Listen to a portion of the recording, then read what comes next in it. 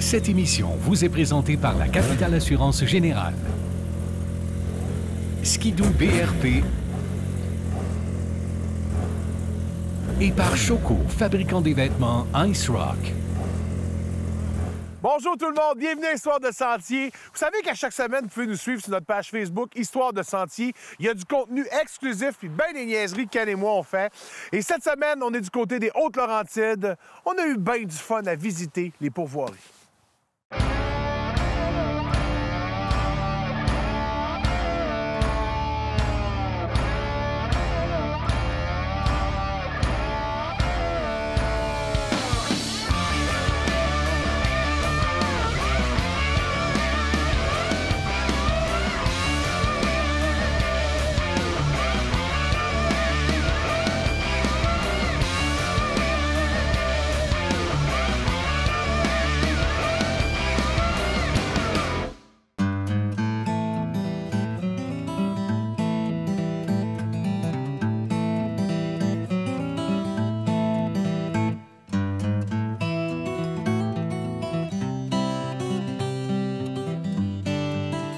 À chaque fois qu'on va dans les Hautes-Laurentides, c'est toujours la même chose. On le sait qu'on va être bien accueillis.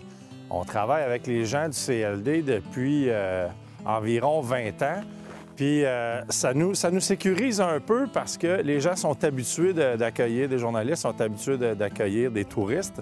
Et donc, ils nous emmènent toujours dans des endroits où on le sait qu'on va être bien, que notre séjour là-bas va bien se passer. On a toujours Christine Labrec qui vient avec nous dans ce genre d'événement-là et qui nous emmène dans les beaux endroits. Et encore une fois, Christine nous avait choisi un super beau circuit dans le coin des Coureurs des Bois.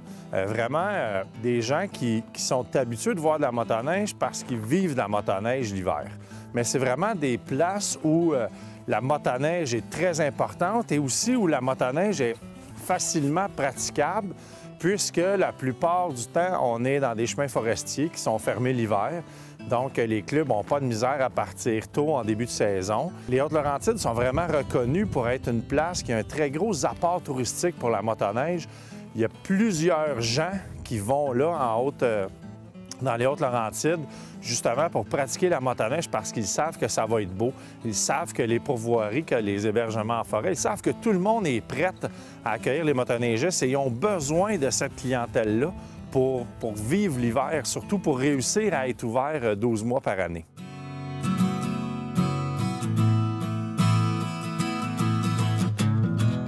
Tu sais, c'est drôle parce que les pourvoiries, on a une espèce de jugement.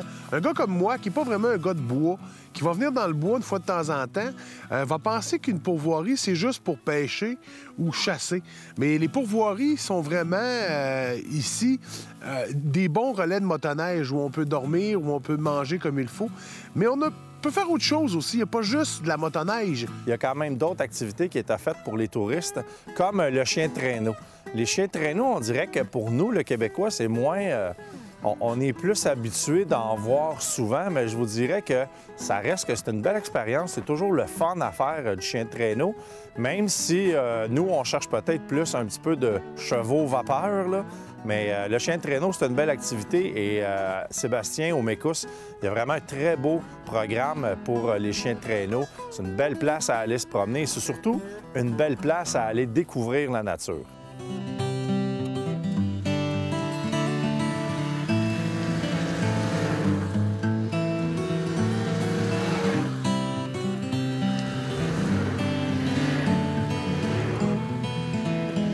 En fait, ce qui est le fun, c'est que dans les Hautes-Laurentides, moi, je suis un peu le touriste aujourd'hui qui vient voir puis tout ça.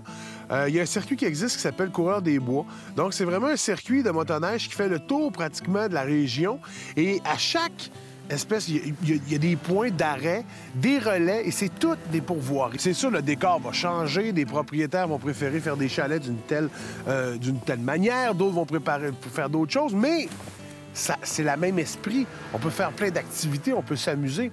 Non seulement ça peut être un bon relais pour prendre une pause, mais on peut arriver puis rester une journée ou deux, faire 2-3 activités puis repartir après ça. Et je pense que c'est ça qui est vraiment le fun dans cette espèce de randonnée-là de Coureurs des Bois sur cette traque de motoneige, tu sais.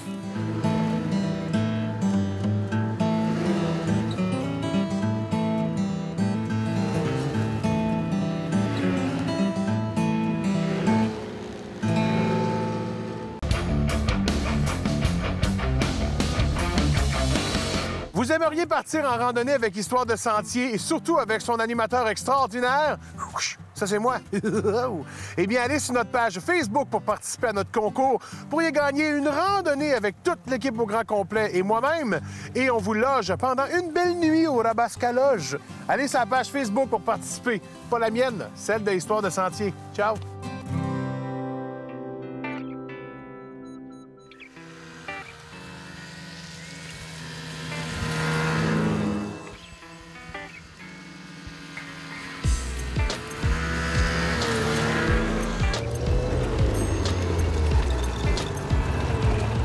On a eu la chance de retourner du côté de la pourvoirie Fer à cheval, qui est pas mal un incontournable dans ce secteur-là.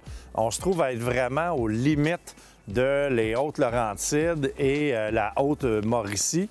C'est pas mal le dernier point, le point important ou la dernière pourvoirie avant de s'en aller en direction de Parent. Tout dépendant de quel côté vous arrivez, mais à partir des Hautes-Laurentides, là, le fer à cheval est très important et aussi très imposant. Le fer à cheval aussi a beaucoup changé, beaucoup amélioré son type d'hébergement, son type de forfait, si on veut, pour le motoneigiste. Et c'est une place au fer à cheval. Eux aussi, ils ont compris que le motoneigiste ne veut pas nécessairement manger juste de la cochonnerie puis de la friture. Donc, ils ont engagé un chef qui est un très bon chef, un chef qui était réputé, qui vient d'autres places dans le coin des Hautes-Laurentides. Et il y a vraiment une belle table, une belle cuisine, même une cave à vin qu'on a eu la chance de visiter. C'est pas tous les endroits qui sont de l'hébergement en forêt qui vont se donner l'effort pour offrir une bonne bouteille de vin. Mais plus ça va, plus on voit les gens qui vont de ce côté-là pour donner une meilleure table. Encore une fois, ça augmente l'ambiance de la motoneige en groupe et c'était vraiment plaisant.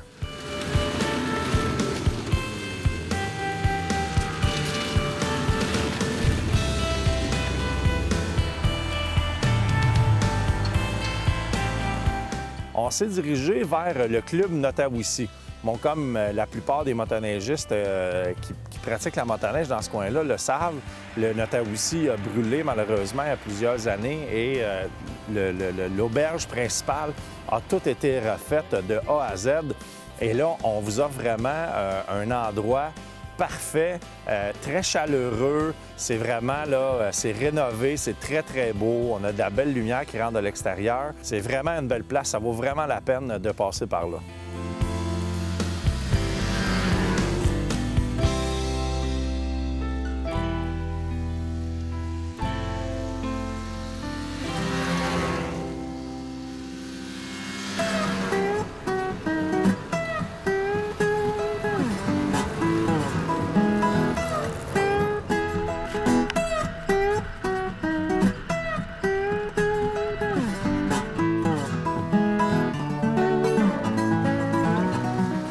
Tous tes sentiers, là, tout ça, c'est bien beau. Les pourvoiries, c'est super.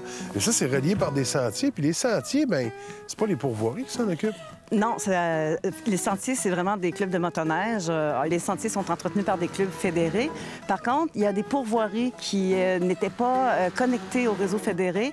Alors, il y a des pourvoyeurs qui ont investi dans l'achat de surfaceurs pour se connecter sur le réseau fédéré, puis en même temps pour offrir encore des possibilités de circuits magnifiques.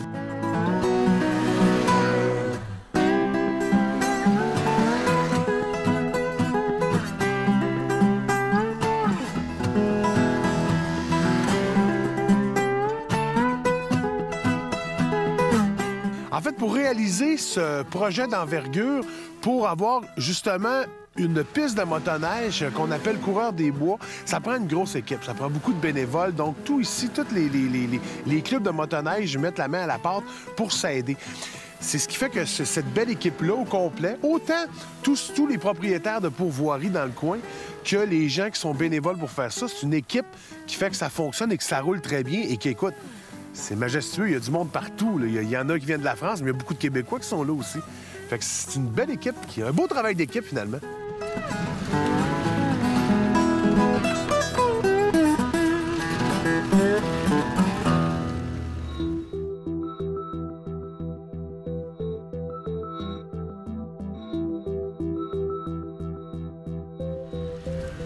Si jamais vous avez la chance d'aller voir, d'aller visiter ce coin-là, les Hautes-Laurentides, je vous le dis, là, on est allé déjà en début de saison. Les conditions de neige étaient déjà parfaites. Donc, au moment où vous regardez ça, là, je peux vous dire que tout est parfait. Les sentiers, c'est comme des tapis pas mal partout à grandeur. Il y a des belles choses à visiter, il y a des beaux secteurs. C'est facile de vous faire une petite boucle de 1 journée, 2 journées, 3 jours, 4 jours. Vous pouvez même faire une boucle de 5. D'après moi, on est capable de faire une bonne semaine sans trop repasser à la même place. Ça vaut vraiment la peine. Vous allez voir que les gens qui font l'hébergement en forêt sont habitués de recevoir les motoneigistes et ils aiment la clientèle motoneigiste. Et ça, c'est toujours apprécié de voir que lorsqu'on va là, on est apprécié et tout le monde est content. Le motoneigiste est content et les personnes qui nous offrent l'hébergement aussi. Donc, c'est un bel endroit à visiter.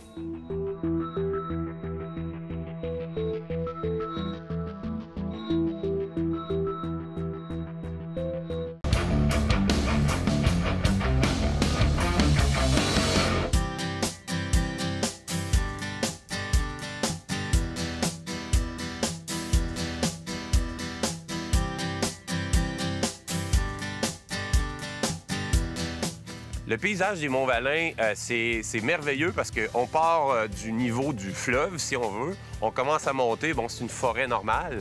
Et à l'intérieur de 10 km, on commence à voir ces sapins pleins de neige. La neige commence à monter tout d'un coup. C'est vraiment le microclimat du Mont-Valin, là. C'est un endroit féerique à cause de la neige. Puis il y en a souvent de la neige. Ce qui m'a surpris, c'est qu'on a une affiche qui dit 4x4 seulement. Donc, et j'ai compris pourquoi c'est 4x4. Il y a des grandes côtes de glace, donc il faut vraiment avoir le véhicule adapté pour monter ici. Sur les Monts-Valin, ben ça se passe au 31. Je peux rien vous dire d'autre que ça. C'est ici que ça se passe. C'est central, parce que tu peux aller partout ici. Tu peux faire 100 km et d'un bord, 100 km et de l'autre bord, tu reviens ici. Fait que t'as pas besoin de faire un 300-400 km pour faire le tour. Ici, c'est central. Tu peux t'en aller à Tadoussac, tu peux t'en aller au lac, tu peux t'en aller où tu veux. C'est central.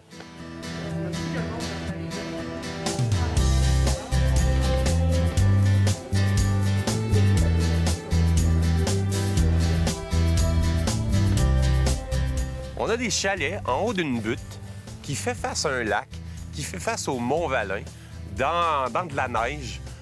À chaque fois qu'on est proche de la fenêtre dans le chalet, on a juste le goût de s'habiller, de sauter sur le motoneige et de partir.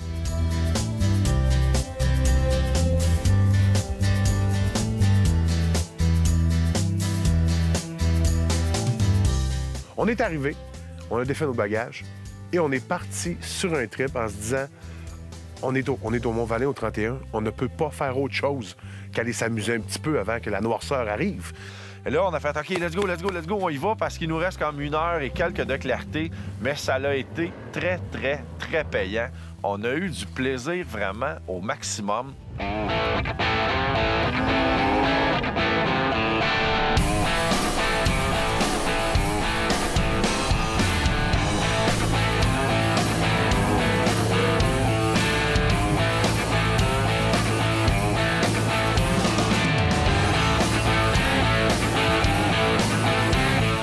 Donc, on a réussi vraiment à pratiquer nos petites techniques de transfert de poids, le carving. Pat a réussi à tomber sur le côté 2 fois parce qu'il l'a tellement pratiqué beaucoup. En fait, c'est ce qu'il dit, là, mais on soupçonne le fait qu'il ne sait pas conduire. En hors-piste, souvent, je me laisse aller. J'essaie beaucoup de choses parce que c'est comme ça qu'on apprend. Si on reste toujours dans la même technique, bien, on n'apprend pas beaucoup. Puis moi, je suis quelqu'un qui veut apprendre. Donc, j'essaie des choses. J'ai pas tant d'expérience que ça dans le hors-piste. Même si j'ai fait la Ricana, ça reste que c'est une technique. Bien, c'est pour ça que ça arrive des fois que la neige porte moins et ça me met sur le côté. Donc, ça arrive quelques fois, pas trop.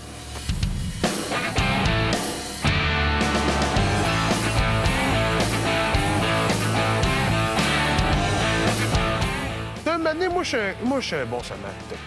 Moi, là, Pat, il se plante, m'en va le rejoindre. J'essaie de l'aider. Ken arrive. Qu'est-ce qu'il fait, Ken? Il reste assis sur son skidoo. Je lui fais « Oui, fais ça de même! Fais ça de même! Fais ça de même! » au lieu de venir nous aider. Bravo! Quand il va se planter, lui, elle ne l'aidera pas. Moi, il dit ah oui, le gros pouce. Lève la neige en dessous du pont. Enlève la neige en dessous du pont. Mais il n'y a pas de pont. Un pont, ça se traverse, c'est pas sur une motoneige.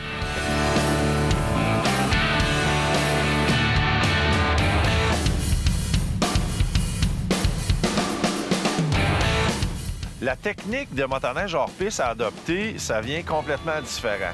Les patins ne servent presque plus à rien à part lorsqu'on arrête. C'est vraiment une question de transfert de poids de gauche à droite.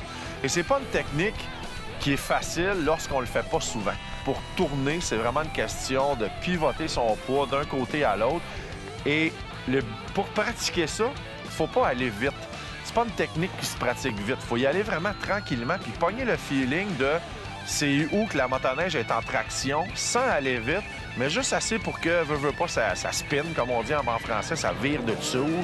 De toujours le forcer un petit peu plus, ça va jusqu'où on peut aller sans trop décrocher. Là, quand ça commence à décrocher, OK, la porte de sortie est là, on transfère le poids, on va se repromener, on y va tranquillement. C'est ça qu'on a pratiqué à peu près pendant 1h30.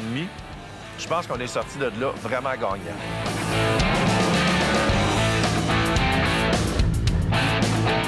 Depuis le début de l'Odyssée, j'ai roulé 2 Yamaha, 2 SR Viper. En fait, j'ai roulé le LTX et le XTX. Ce sont 2 machines hybrides, donc pour faire et du sentier et du hors-piste. J'ai essayé les 2 dans la neige et je me suis amusé. Je suis pas allé dans 25 pieds de neige, mais je suis quand même allé dans un 3-4 pieds de neige. Et les 2 réagissaient très bien. Le contrôle est vraiment merveilleux, vraiment super le fun. Pour moi, c'est une belle découverte, SR Viper. J'ai découvert ça l'année passée. Cette année, j'ai pu vraiment apprécier la conduite, mais aussi dans certaines passes hors piste, voir un peu, ah ben Colin, c'est une bonne machine, puis tout ça. Fait que c'est un bon compromis. J'adore ça. On a eu une surprise en revenant sur le lac. On a eu un coucher de soleil, mais incroyable. On s'en attendait pas, parce qu'il commençait vraiment à faire noir, puis on avait hâte un peu de rentrer. Puis là, on a eu super coucher de soleil là, sur le lac qu'on a passé. C'était vraiment, vraiment magique. On est revenu ici. Qu'est-ce qui nous attendait? Un repas de roi. Une fondue incroyable, comme dans le temps des fêtes. Ça, c'est très alpin. C'est pour ça que je dis c'est la petite Suisse au Québec.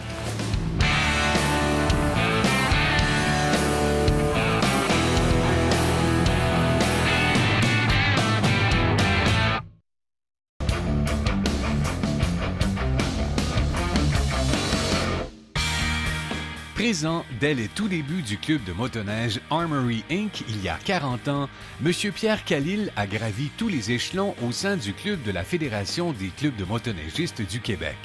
Son action, ainsi que celle de son équipe, aura donc contribué à fournir aux motoneigistes tous les outils et services dont ils bénéficient aujourd'hui.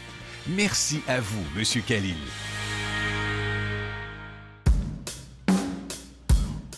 Cette semaine, dans notre chronique, on n'est pas sorti du bois. On va parler de casque, mon beau Ken. Oui, parce qu'on sait que c'est très important, premièrement, de porter son casque. La plupart des décès relatifs aux véhicules en route, c'est parce que la personne ne portait pas son casque. Donc, même à basse vitesse, c'est important. Et d'ailleurs, c'est la loi. On est obligé. Hein, c'est pas juste pour faire beau dans les sentiers, c'est pas juste quand on va vite. Il faut porter son casque tout le temps, du moment qu'on est assis sur le véhicule et que le véhicule fonctionne. On porte son casque pour déneiger, pour aller à l'épicerie, pour se promener, même virer en rond sur son terrain, même si on se dit « je suis chez moi, je fais ce que je veux ».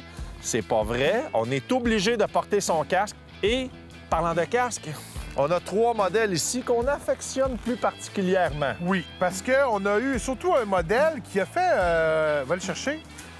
Alors, Ken va nous dire le nom. C'est le...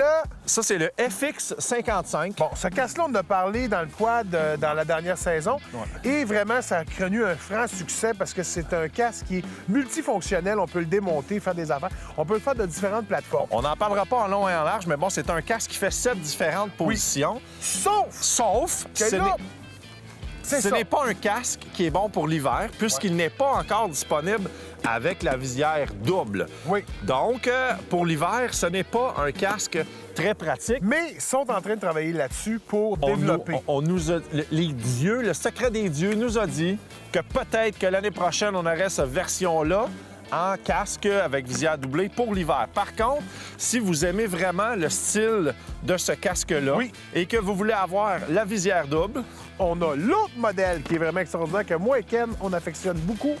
Le DS39. Lui, là, il n'est pas installé dessus, mais ce casque-là, maintenant, vient avec la visière double et même la visière chauffante pour les petits douillets comme Phil. Comme moi, parce que moi, j'aime mieux avoir une visière chauffante puis pas avoir rien.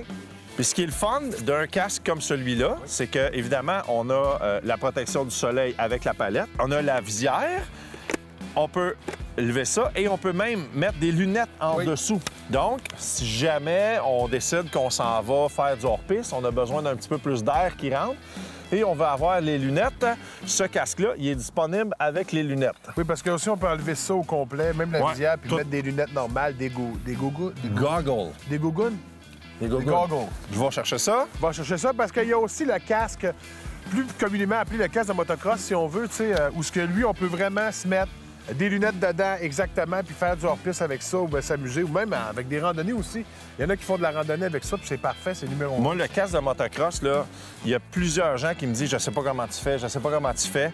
Je vous le dis, là, si vous l'essayez, c'est sûr qu'il ne faut pas essayer une journée qui fait moins 50 la première fois. Non. Ça prend un bon déflecteur d'haleine qu'on installe en avant ici. Et moi, j'ai un sentiment de liberté quand j'ai ce casque-là. Et ce qui est le fun, c'est qu'on n'a jamais de problème de visière embuée ou de visière gelée. Ce que moi, je fais, j'ai toujours une paire de lunettes de rechange dans mon pack-sac ou même dans mon manteau. Et peu importe ce qui arrive, j'ai mes lunettes qui sont pas loin. Toujours important de se traîner une paire de lunettes claires. Oui. C'est juste au cas qu'on roule le soir, mais la jaune est acceptable le soir. Elle n'est pas trop jaune. Parce que le jaune punch beaucoup l'éclairage. Enlève l'éclairage, ça coupe les ombres, tout ça. Alors voilà, mes chers amis, on vous a montré une panoplie de casques. Il y en a plein d'autres. C'est à vous de choisir le vôtre, mais surtout, il faut en porter un tout le temps. Merci d'avoir été à l'écoute. La semaine prochaine, on s'en va du côté de Mont-Saint-Pierre. Puis ratez pas, on a vu un coucher de soleil magique. À la semaine prochaine. Cette émission vous a été présentée par la Capitale Assurance Générale, Yamaha et par Choco, fabricant des vêtements Ice Rock.